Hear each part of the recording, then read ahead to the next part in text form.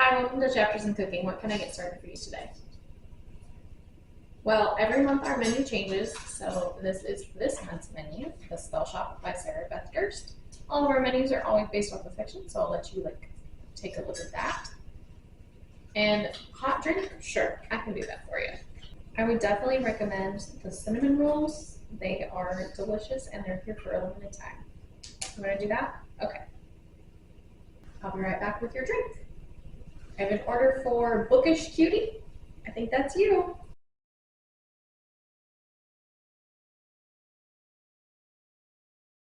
The Spell Shop by Sarah Beth Durst is about a woman named Keela, and she works as a librarian. A revolution begins, and Keela takes some books with her to her childhood home. There, she finds a little place to call her own. I'm making cinnamon rolls because this is one of the first things that Keela eats. Here I am just mixing up my cinnamon sugar mix and the dry ingredients. And then I add my yeast to my milk and butter mixture and add that in with an egg. And I definitely use my KitchenAid a lot to help me with this, but I did have to knead it and roll it out by hand. I apologize I didn't film rolling this out, but roll it out until it's pretty thin and then spread butter all over it. I will link all of the recipes below so you're able to follow these on your own time. And these videos are sped up by 10 times speed, so I definitely take more time with this than what's shown. Here I am trying to get my cinnamon sugar mix just right and rolling up my little loaf. And then I use some dental floss, just marking where I want to tie these off. I started in the middle when I was measuring. And somehow I still didn't even get it right because I ended up with an odd number of rolls. I covered these and then let them rise and baked them. And my husband was in such a hurry to get a cinnamon roll, he pulled one out before I was able to ice the rest. So here I am icing them. These are so yummy. I really enjoy making these from scratch. And you can add things like pecans or something else if that's what you want in your mixture.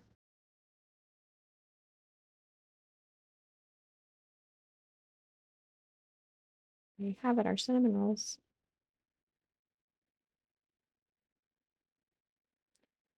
This was a labor of love.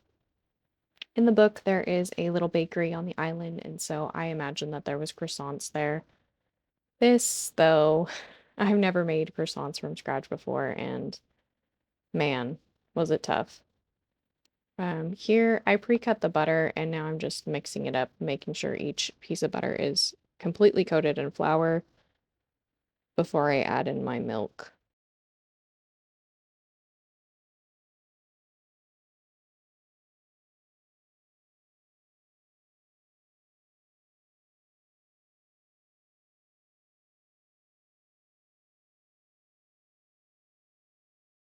I actually had to mix this twice. I put it on the plastic wrap and then put it back in the bowl because it was not mixed enough. It still doesn't look mixed enough, but it does rehydrate whenever you put it in the fridge.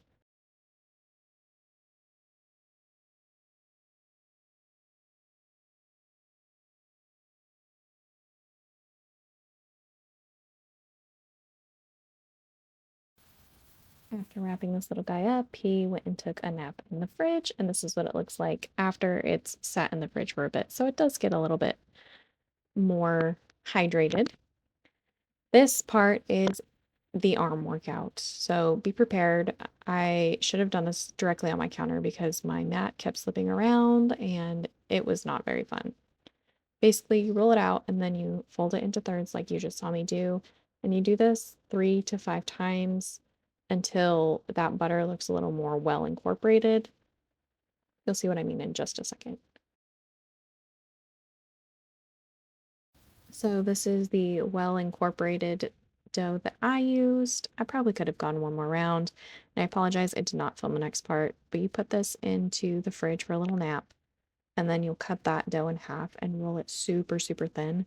My husband had to help me with that part, so that's why I didn't film it. But you roll it super thin, cut it into your triangles, and roll your triangles and let them rest. And now I'm doing the egg wash right before they go into the oven. And these were definitely not all of the croissants we made, but we ate like half of them right out of the oven. But this came out so yummy, and I was so happy to eat these. Towards the end of the book, Keela tries her hand at making an apple jam, and it basically turns into applesauce. So I thought I would actually make applesauce. So you just peel your apples, chop them up into the same size cubes, and throw them in a pan.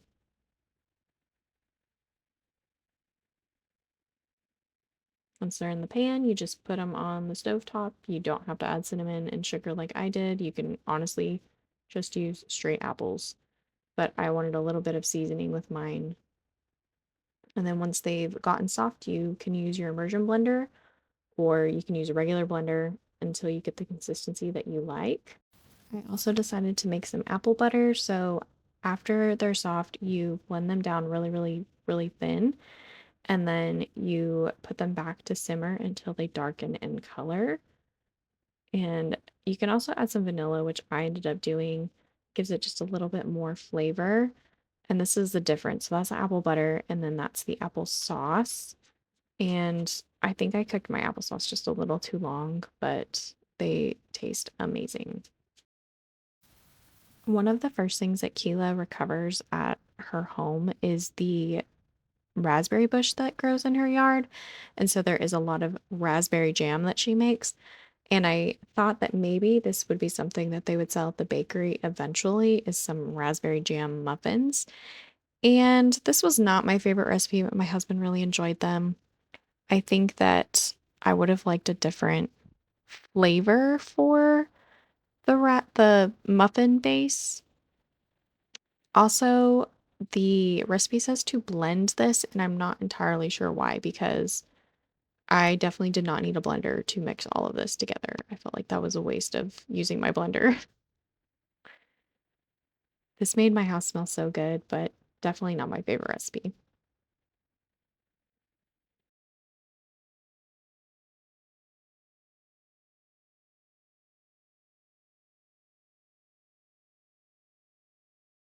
And here they are. Let me know if you guys try any of these recipes. I think the cinnamon rolls were my favorite. Hey friends, so as you saw, the Spellshop was the inspiration for this episode of Chapters in Cooking, and I had a lot of fun making these recipes. I definitely was a little disappointed in the book though, because there were not that many descriptions of food that I would have expected out of a cozy fantasy, but that's okay. It was still a cute book. I ended up giving this a 3.5 because there is a third act conflict, and then a fourth act conflict, and then a fifth act conflict. And I just felt like this book could have been a lot shorter. I really enjoyed the romance in this book. I thought it was really sweet, but I will say the male love interest is kind of pushy. Later in the story, it does make sense, but at the beginning, it's like, guy, what are you doing? I had a really hard time picturing Kaz, the spider plant, in my mind because he doesn't have eyes, but he talks and he doesn't have a mouth, so it was really hard for me to picture that. But he still sounded really cute, and he was really funny. He was kind of grumpy and just really funny. I really enjoyed the villagers in this book, and I think that they made such a cute found family. The world building in this is phenomenal because I had to really imagine what all these characters look like. I thought the mythical creatures in this book were really unique too, because there's mer horses and a mermaid, so that was kind of neat. The forest spirits, but they're described almost like cloud bears, and that was really cool too. I don't think I showed you guys, but this book inspired me to restart my arrow garden. I usually take it down a couple times a year just because it does overgrow and I have way too much stuff growing in my arrow garden to keep up with it. I did restart it, so I have some basil, sage, lemon balm, dill, rosemary, and thyme growing. Yeah, I just thought that the way that she helps revive this island inspired me to do my own little kitchen magic, so to speak. I really liked Kila's tenacity. However, it is a little strange that she's very much like, no, I don't want anything to do with these people. I don't even want them to know I'm here. And then all of a sudden she's like, maybe I should open up a shop. I wish that there was just a little more build up to her decision to make the shop. But overall, I really enjoyed this book. Like I said, I gave it a 3.5 stars, and I would definitely recommend this. If you guys have any ideas for another episode of Chapters in Cooking, or if you guys have read a book and have found a lot of food that you think should be made or, come to life off the page, please let me know in the comments down below. And if you don't know what to comment a little food emoji, whatever food emoji you like. And I will see you guys soon in a new video. Happy reading.